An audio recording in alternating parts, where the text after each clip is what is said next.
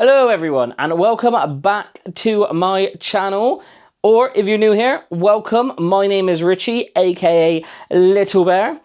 If you could and help me out, drop me a sub, like this video, it will help me out massively, get to more people. So if you're wondering who I am, I'm a darts player. I'm an okay darts player, not a brilliant darts player. I will put up some of my games. You will notice the averages.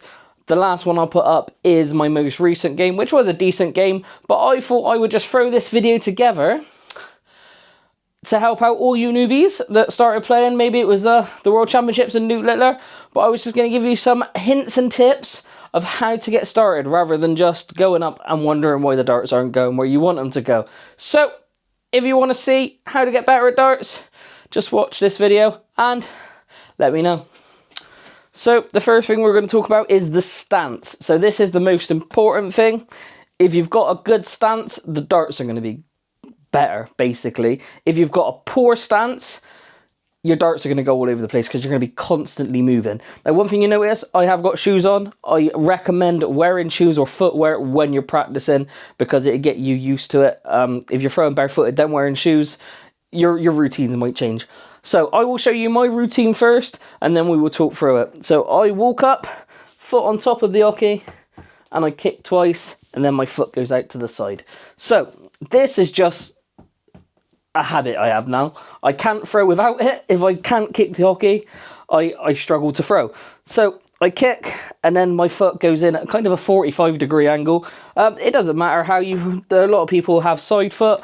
A lot of people just toe pointed at, kind of like a Luke Humphrey style and a Luke Littler style. But I have my foot on an angle, and then my left leg comes out kind of to the side.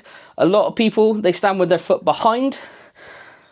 I stand to the side. I don't know why, it's just how I feel comfortable, but that's just to stabilise myself from tipping and whatnot.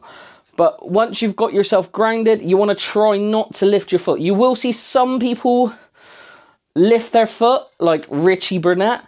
Nathan Aspinall does it. Now, you will find that most people that struggled with dartitis lift their foot. It's because they need to launch a little bit to get that release. But as long as we're throwing, we just want to try and keep our legs in the same position without moving. So a strong, firm base, like you're building a house, basically.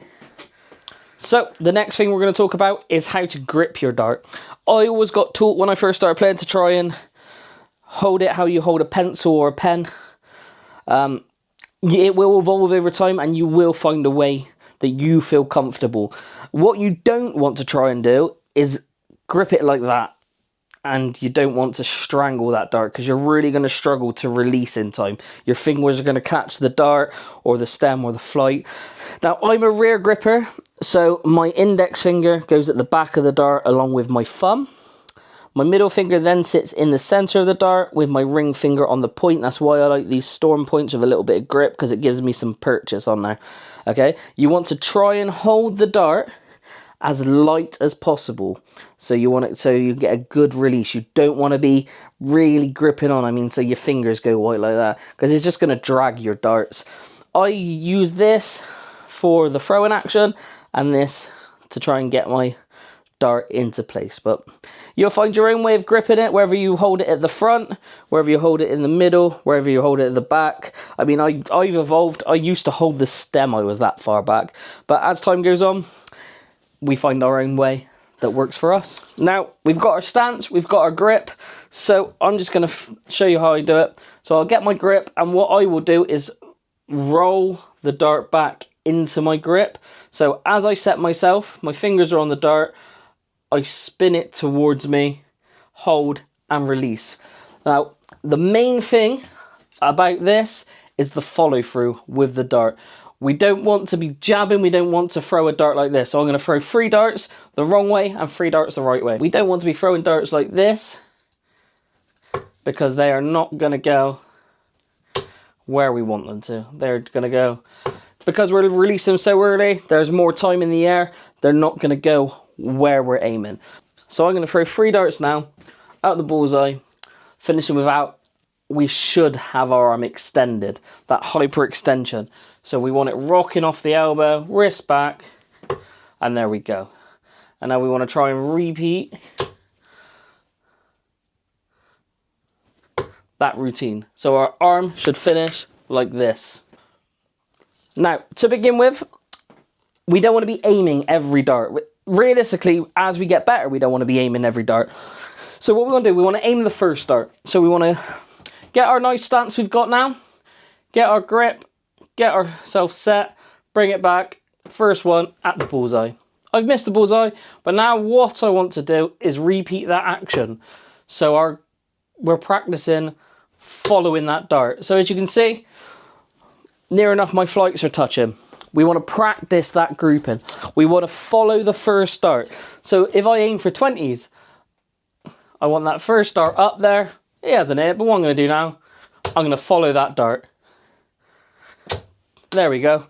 It was that close, even my flight come off. We just want to repeat that robotic action so our muscle memory just gets into what we want it to do. So it's just the same. We don't think about it. It's just up, forward, every time until we get better. And then the first dart goes where we want and we follow the first dart. And that is what's going to help us get better at darts, basically. So if you like any of these tips, thank you for watching for one. Please do consider subscribing to my channel. I have plenty more videos planned. If you find any of this helpful or new information, give it a big thumbs up. Thanks for watching, guys.